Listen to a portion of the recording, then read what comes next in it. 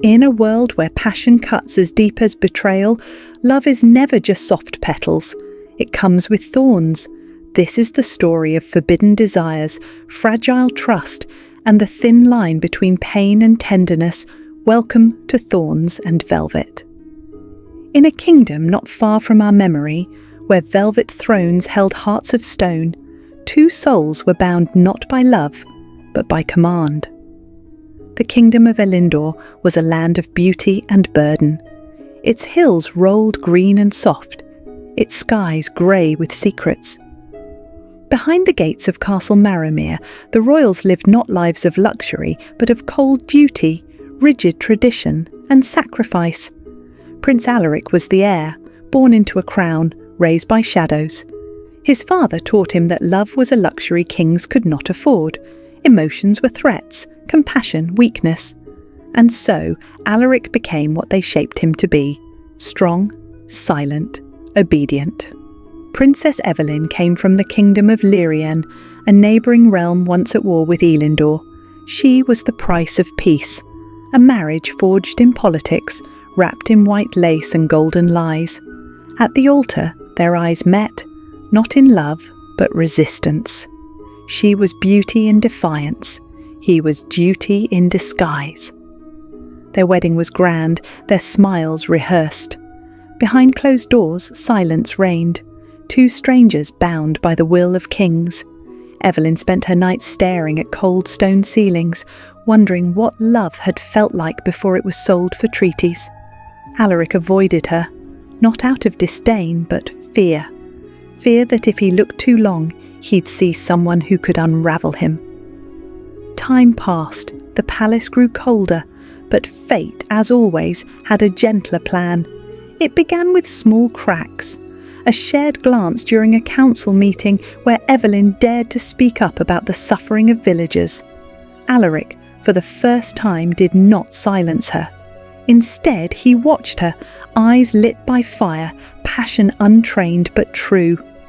Later that week, they visited the outer districts together.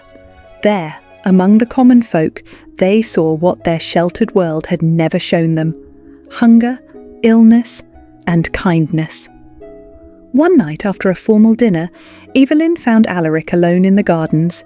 He was shaking, panic buried beneath perfect posture. She didn't speak.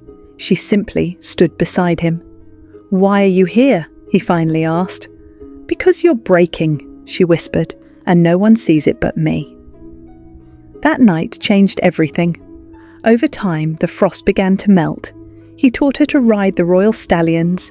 She taught him to laugh without shame. They read books together by candlelight, shared stolen glances beneath ball chandeliers, whispered truths they'd buried for years. Alaric told her of the brother he lost to the crown's cruelty. Evelyn spoke of the childhood dreams she'd been forced to silence. Love did not strike like lightning. It grew like ivy, quietly wrapping itself around the walls they'd built. But the court noticed.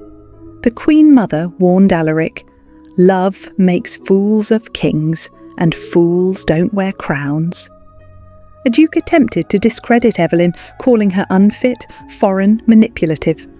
Alaric silenced him with a cold stare for once defying tradition. Then came the final blow, a decree. The king demanded an heir immediately. Evelyn was to be sent away if she did not comply. But by now, the prince was no longer the boy they had raised. Alaric stood before the court, Evelyn at his side. "You taught me power without mercy," he said. "Now I choose a different kind of power, one forged in love, not fear." They didn't run from the throne, they transformed it.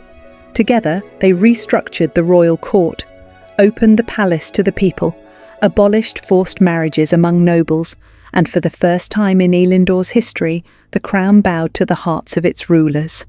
Years later, their story would be told not as a tale of politics, but of love that bloomed through chains. The people called them the Velvet Rain, a legacy of compassion woven from centuries of cruelty. For even in kingdoms built on thorns, love finds a way to bloom. This was the story of Alaric and Evelyn. A prince, a princess, a crown, and the rebellion of love.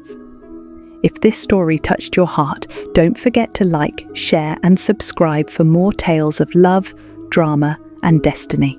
What do you think? Can love truly survive both thorns and velvet? Tell us your thoughts in the comments below and join us again for the next unforgettable story.